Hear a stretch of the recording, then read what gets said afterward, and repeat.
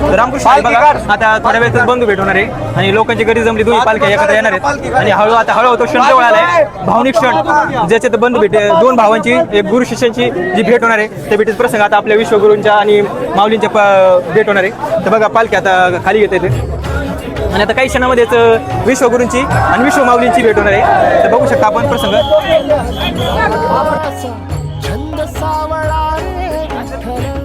बघू शकता आता काही लवकरच तो अमोल क्षण येणार आहे, यावेळेस बंधू भेटीचा प्रसंग येणार आहे. बघू शकता लोक दर्शन घेण्यासाठी काही करू राहिलेत आणि तितकेच मागोपाठ जमा पण होऊ राहिलेत हळूहळू की दोन भावांची भेट बघण्यासाठी आणि तो अमोल क्षणाचे साक्षीदार होण्यासाठी सगळेच तयार आहेत. आणि बघू शकता तुम्ही लोकांची हळूहळू गर्दी होते, चरण पादुकांचं दर्शन घेण्यासाठी पण लोक काही करू राहिलेत. आता हळूहळू सरकारी अधिकारी पण कोऑपरेट करता येते आणि माऊलींच्या पालखीचं दर्शन होणार आहे.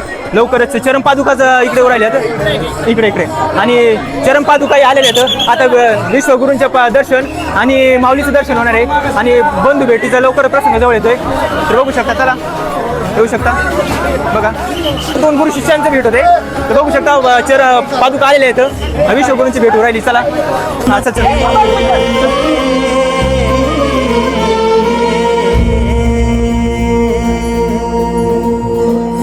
हे धरू नको आता हातावरी हात र,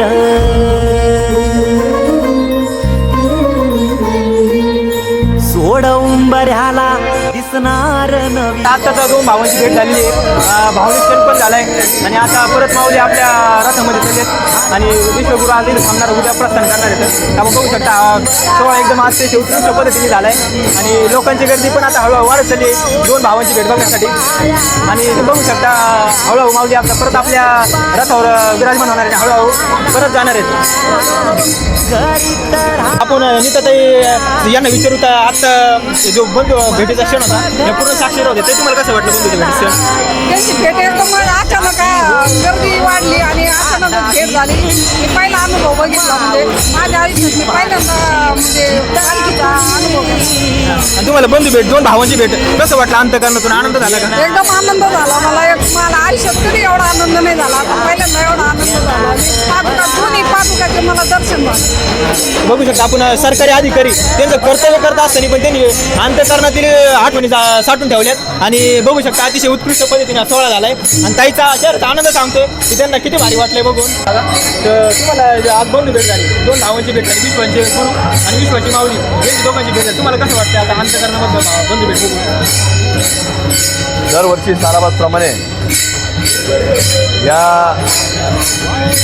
समाधी सोहळा जो नाशिक जिल्ह्यातल्या त्र्यंबकेश्वरवरनं आपल्याकडं निवृत्तीनाथ महाराजांचा जो अहिल्यानगरमध्ये येतो आणि इथं समाधी सोहळा पार पडतो आणि त्याच पद्धतीनं नेवासा संस्थान म्हणजे ज्ञानेश्वर माऊली संस्थान याची देखील दिंडी या ठिकाणी येते. आपला तो मिलापचा सोहळा आताच पार पडला. निश्चित सगळेजण दोन्ही दिंड्या असतील किंवा अहिल्यानगरवासी असतात मनोभावी या दिंड्यामध्ये सहभागी होतात, त्या वारकऱ्यांची सेवा करण्याचा प्रयत्न करतात आणि एक आध्यात्मक विचार देणारं हे दोन्ही संस्थान आहे. या माध्यमातून महाराष्ट्रामध्ये एक वारकरी संप्रदायामध्ये विशेषतः एक धर्माची आणि अध्यात्माची विचारधारा देणारे संस्थान आहे. त्यामुळे निश्चित प्रत्येकाला आनंद होतो आणि अशाच पद्धतीने वेगवेगळ्या दिंड्या मिळून जसं लाखोच्या संख्येनं तिथं आषाढीला आपल्याला जनसमुदाय पाहायला मिळतो आणि करोडोच्या लोक म्हणजे करोडोनी लोक महाराष्ट्राच्याच नाही तर महाराष्ट्राच्या बाहेरून आपल्याला वेगवेगळ्या महामार्गांवरती दिंड्या पायी चाललेल्या पाहायला मिळतात.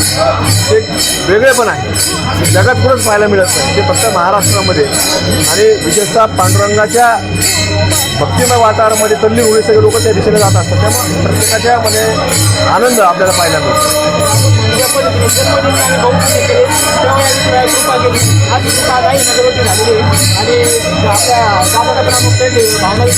दादा तुम्ही तरुण बांधवांना काय सांगणार? दिंड्यात सहभागी व्हा, नाही सहभागी होता आला तर काही ना काही आपण सेवा करा, जे काय आपल्या परीने करता येईल ते करत राहील. आम्ही सगळ्यांमुळे अपेक्षा व्यक्त करतो. रामकृष्ण हरी आणि जय श्रीराम. जय श्रीराम. आपला जय श्रीराम.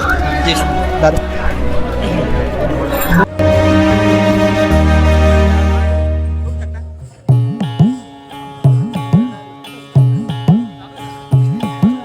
विठ्ठल विठ्ठल विठ्ठल विठ्ठल विठ्ठल विठ्ठल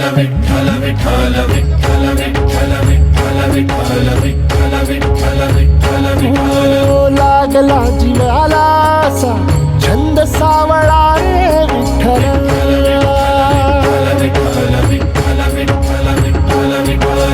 वाळवंटी बोलावतो तुझा सोहळा